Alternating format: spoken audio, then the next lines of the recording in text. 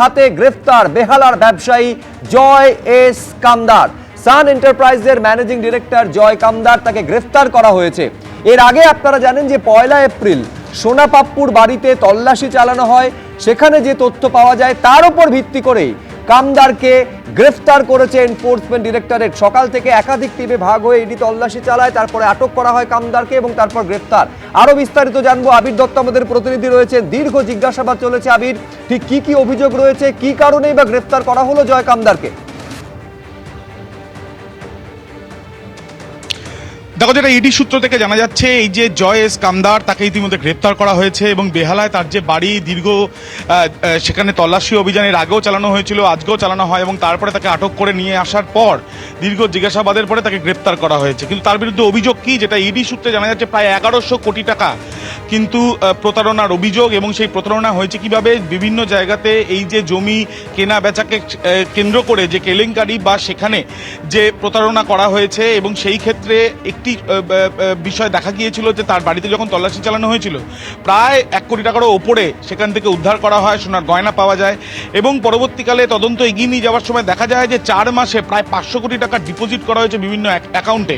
এবং এই ক্ষেত্রেও কিন্তু যে একটা বড় স্ক্যাম বা বড় একটা চক্র সক্রিয়ভাবে এই প্রতারণা চালিয়ে যাচ্ছে, সেই পরিপ্রেক্ষিতেই কিন্তু তল্লাশি অভিযান বিভিন্ন জায়গায় চালানো হয়েছিল। তার মধ্যে অন্যতম এই জয় কামদারের বাড়ি, যে জয় কামদারকে কিছুক্ষণ আগেই গ্রেপ্তার করা হয়েছে বলে জানা যাচ্ছে এবং তাকে আর কিছুক্ষণের মধ্যে নিয়ে আসা হবে ব্যাংশাল আদালতে। এবং ইতিমধ্যে আজকে কিন্তু যারা পাবলিক প্রসিকিউটর তারা এসে পৌঁছেছেন এবং এখানে ব্যাংশাল কোর্টে যারা পুলিশরা রয়েছেন তাদের তরফ থেকে এখানে আলাদাভাবে ব্যারিকেড করা হয়েছে, যাতে তার যখন আদালতে পেশ করা হবে তাতে নতুন করে যাতে কোনো রকম অপ্রীতিকর কিছু ঘটনা না ঘটে। অর্থাৎ কোটি কোটি টাকা নয়ছয়ের অভিযোগ, এবং এই নয়ছয় হয়েছে জমি কেলেঙ্কারিকে কেন্দ্র করে।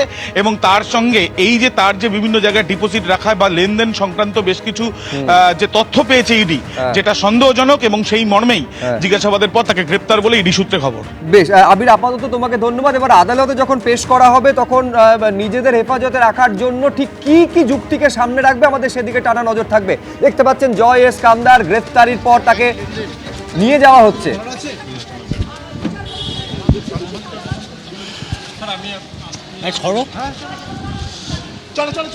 এই মুহূর্তে বেহালার ব্যবসায়ী জয় কামদারকে গ্রেপ্তার করে এনফোর্সমেন্ট ডাইরেক্টরেট আধিকারিকরা তারা নিয়ে যাচ্ছেন এবং মেডিকেল পরীক্ষা করাবার পর জয় কামদারকে কিন্তু এখান থেকে একেবারে সোজা আদালতে পেশ করবে এনফোর্সমেন্ট ডাইরেক্টরেট আধিকারিকরা এবং নিজেদের হেফাজতের চেয়ে আবেদন জানাবে।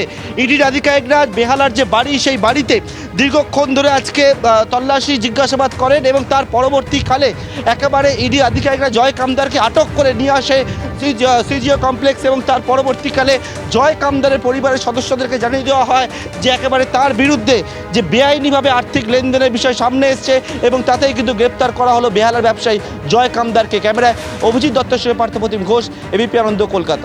এবিপি আনন্দ, এগিয়ে থাকে, এগিয়ে রাখে।